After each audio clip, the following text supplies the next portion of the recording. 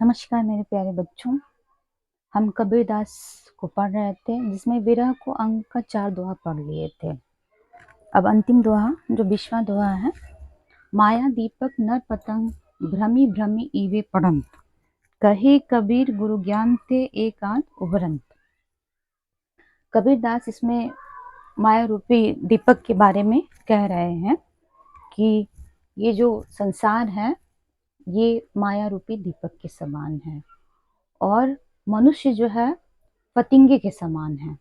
जैसे दीपक के प्रकाश को देख करके फतिंगा चला आता है और उसको मालूम है कि मैं जाऊंगा जल के खत्म हो जाऊंगा, फिर भी प्रकाश के मोह के कारण वो खींचा चला आता है और जल के वहीं पे भस्म हो जाता है।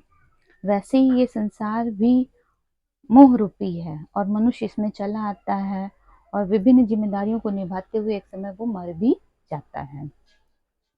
तो वही यहाँ पे कह रहे हैं, इसमें रूपक अलंकार का बड़ा ही सुंदर चित्रण हुआ है कि माया रूपी दीपक है, माया रूपी दीपक है और न रूपी फतिंगा है।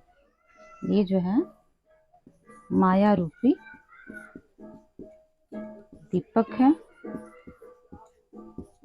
और न रूपी फतिंगा है। ठीक है। अब कहने का मतलब यहाँ पे ये है, जैसे ये आप दीपक देख रहे हैं तो ये माया रूपी दीपक है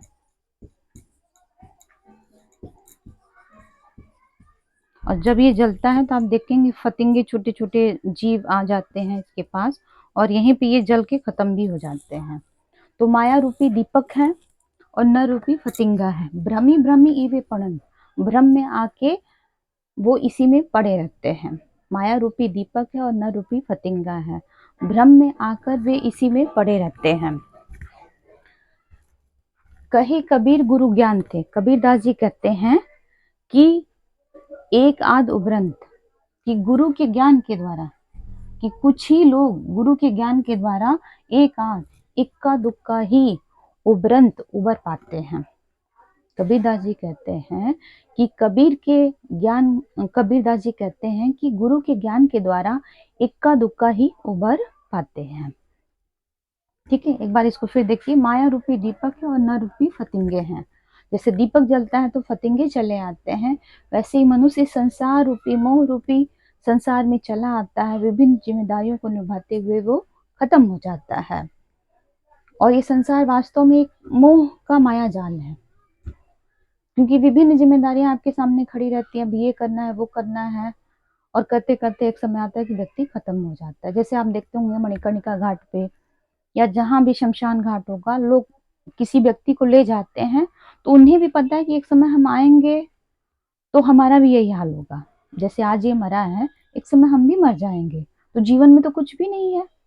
लेकिन फिर वो वापस जब आता है तो उन्हीं परिस्थितियों में ढल जाता है कि नहीं, पुत्र की शादी करनी है, पुत्री की शादी करनी है, घर बनवाना है, कमाना है, इसी माया जाल में। और एक समय जैसे ही समय पूरा होता है वो खत्म हो जाता है, यानी शमशान घाट पे पहुंच के उसे सत्य का भान होता है, लेकिन जैसे ही संसार में वो आता है, मोह में वो आता है, फिर वो भूल जाता है।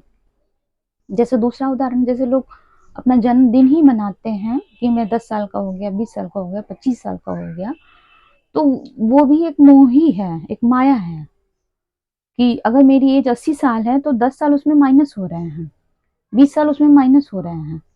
मतलब 80 साल की एज में से 10 साल कम हुआ, 20 साल, 30 साल, 40 साल, तो धीरे धीरे हम मृत्यु की ओर बढ़ रहे हैं। एक समय आएगा हम मृत्यु को प्राप्त हो जाएंगे।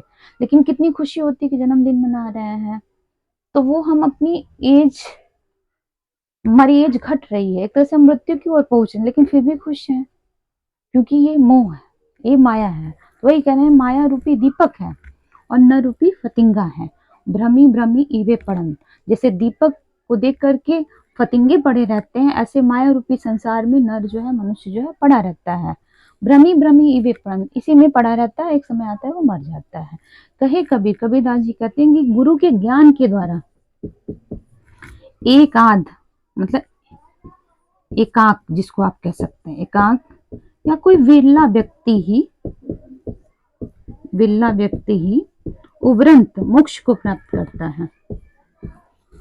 विल्ला व्यक्ति ही मोक्ष को प्राप्त करता है। ठीक है, ये रूपक अलंकार का बहुत ही अच्छा उदाहरण है।